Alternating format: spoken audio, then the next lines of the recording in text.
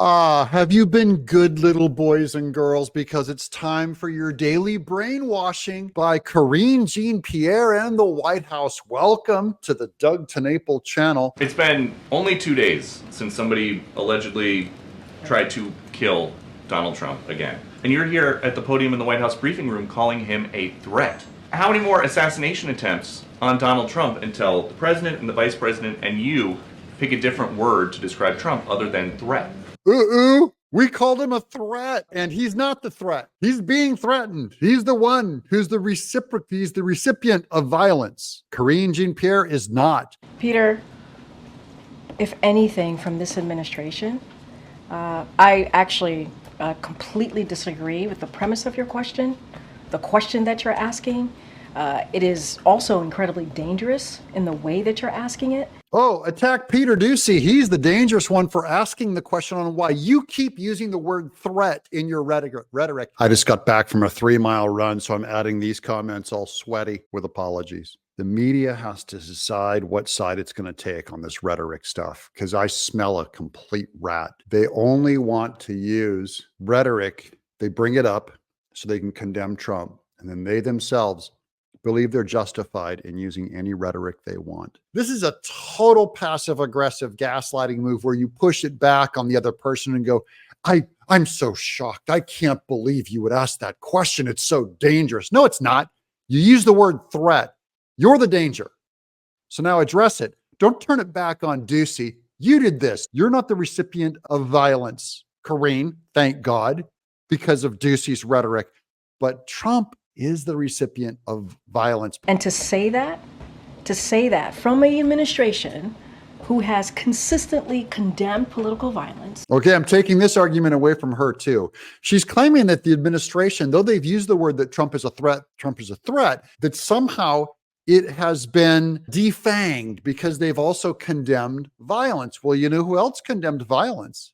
Is Donald Trump, has also condemned violence. She's going to bring up J6. I'm going to keep making this point over and over again because I want to put it out in the ether. I want to get this argument out there so you guys can use it. From an administration where the president called the former president and was thankful, grateful that he was okay. From an administration who has called out January 6th, called out the attack of Paul Pelosi, called out and said we need to lower the temperature after the Butler incident. And now for you to make that kind of comment in your question, because your question involved a comment and a statement. Her premise is that Biden gets off the hook because he has condemned violence everywhere. Trump also has condemned violence everywhere. He even came out after J6 and said, everyone go back peacefully home, peaceful. But you have to go home now. We have to have peace. We have to have law and order. We have to respect our great people in law and order. So both have done it. And so why should Biden get a pass for condemning violence, but Trump does not get a pass for condemning violence after J6? Because this is just politics. This lady, she does not care. Karine Jean-Pierre does not care. In condemning political violence from here. What I have said about the president, the former president, about January 6th is facts. Well, hold on. The former president may have done X or Y on January 6th, but he also said afterwards, we condemn violence. That's exactly what she says about to cover for Joe Biden, is that he verbally condemned violence. Well, Trump's made it exactly as clear that he's against violence. So once again, go back to the original question. Karine Jean-Pierre, why do you use the word calling Trump an existential threat? You and all of the left use this rhetoric that you all have reported. It is fact. When you have a former president who basically says that the election wasn't, the results of the election were not the results of the election.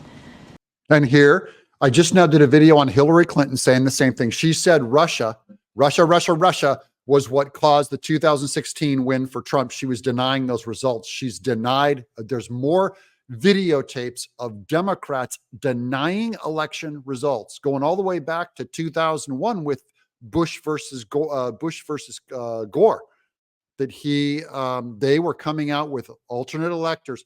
The left has done this over and over again. Don't buy this gaslighting from Karine Jean-Pierre. She doesn't mean it. She got caught. They're the ones who are election deniers, and they're going to deny it again if Trump wins this fall. You had more than 2,000 people who were told to go to the Capitol. It was one of the darkest days of our democracy. Especially with Karine Jean-Pierre's fake emotions. She is not hurt. Her feelings are not hurt whatsoever with Peter Doocy. This is kabuki theater. These are crocodile tears. She's pretending and feigning outrage because she doesn't have an argument. One of the darkest days. Actually, it wasn't. BLM was one of the darkest days of our democracy when 25 times more police were killed, when $2 billion more worth of property damage was done, when they burned down a Wendy's. Who does that to Wendy's? And they were there because the former president told them to go there. You guys actually do not believe that speech creates violence, because when you do it, when you call Trump a threat, when you say it's the end of democracy, that he'll never leave office, when you use that kind of violent rhetoric, you know it's not dangerous. And you know that Trump was not dangerous when he told people to peacefully walk over there. That's what I hate, is the double standard, or as we call it around here, the two-tiered justice system. I mean, I don't know if that's not a threat in our democracy when it was one of the darkest days of our democracy, January 6th. One of the darkest days. Yeah, how dare you, Karine? He said to peacefully walk over there. That's not as bad as Democrats. You saying Trump is an existential threat to and democracy is on the ballot. You've said that. No, it's not the same thing.